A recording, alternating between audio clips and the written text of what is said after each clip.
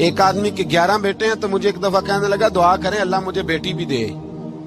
تو میں نے کہا 11 بیٹے ہیں, کہنے میری تو منجی نو رونا بھی کسے نہیں, بیٹے تو نہیں یہ کام کرتے, دعا کریں اللہ بیٹی دے, میری چارپائی کے پاس تو کوئی بیٹھے. او بھائی بیٹی جو اتنے وقار والی ہوئی تو آپ پڑھیے نا, حضرت داہیہ کلبی کہتے ہیں اس شخص نے آ کے عرض کی یا رسول اللہ صلی اللہ علیہ وسلم میں نے 100 بچی زندہ دفن کی ہے, زندہ دفن. اور کہتے ہیں میری اپنی بیٹی, میں سفر پہ تھا تجارت پہ تو میرے پیچھے سے میرے گھر میں بیٹی ہو گئی, میری بیوی نے اپنے میکے جا کے چھپا دی.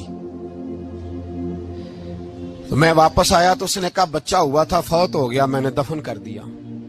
جب بچی 4-5 سال کی ہوئی تو مجھے پتا چلا میری بیٹی ہے. کہتے میں اسے لایا اور میں نے اسے کہا میں تیرا باپ ہوں, تجھے تحفہ لے کے دوں گا, کھانا کھلاؤں گا. کہتے ہیں وہ میرے بالوں سے کبھی لپٹتی, کبھی میرے سینے پہ ہاتھ رکھتی, کبھی میرا ماتھا چومتی, پر میں اسے لے گیا اور لے جا کر میں نے گڑھا کھودا اور اس گڑھے میں اس بچی کو جب رکھا, اس نے باہر آنا چاہا تو میں نے اس کے سر پہ ضرب لگائی. جب چوٹ لگائی تو وہ دوبارہ گڑھے میں گری. میرا ویسے وجدان کہتا ہے کہ جب سے میلاد ہو گیا ہے, آج کسی باپ کی بیٹی اگر چارپائی سے گر جائے تو شاید وہ ساری رات سو نہ سکے کہ بچی گر گئی ہے میری. کہتے میں نے چوٹ لگائی سر پہ, خون بہا تو وہ گری, میں نے مٹی ڈالی, وہ ابا جی کہتی رہی. کہتے ہیں جب اس کا وجود چھپ گیا اور اس کے چہرے پر مٹی پڑنے لگی تو اس نے ایک لفظ کہا, وہ لفظ مجھے آپ کے پاس لایا ہے.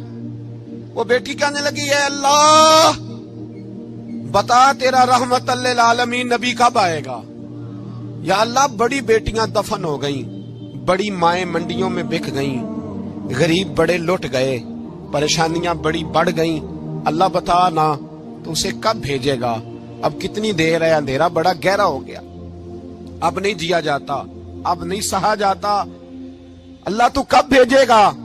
حضرت داہیہ کلبی کہتے ہیں وہ بتا رہا تھا اور نبی کریم بار بار اپنی چادر کا پلو اٹھاتے تھے اور اپنے آنسو پوچھتے تھے, بار بار چادر کا پلو اٹھاتے تھے اور آنسو پوچھتے تھے, بار بار اٹھاتے تھے آنسو پوچھتے تھے. حضرت داہیہ کلبی کہتے ہیں حضور نے پوچھا تیری جرت کیسے ہوئی, تو حوصلہ کہاں سے لایا. اس نے کہا محبوبہ پتہ نہیں,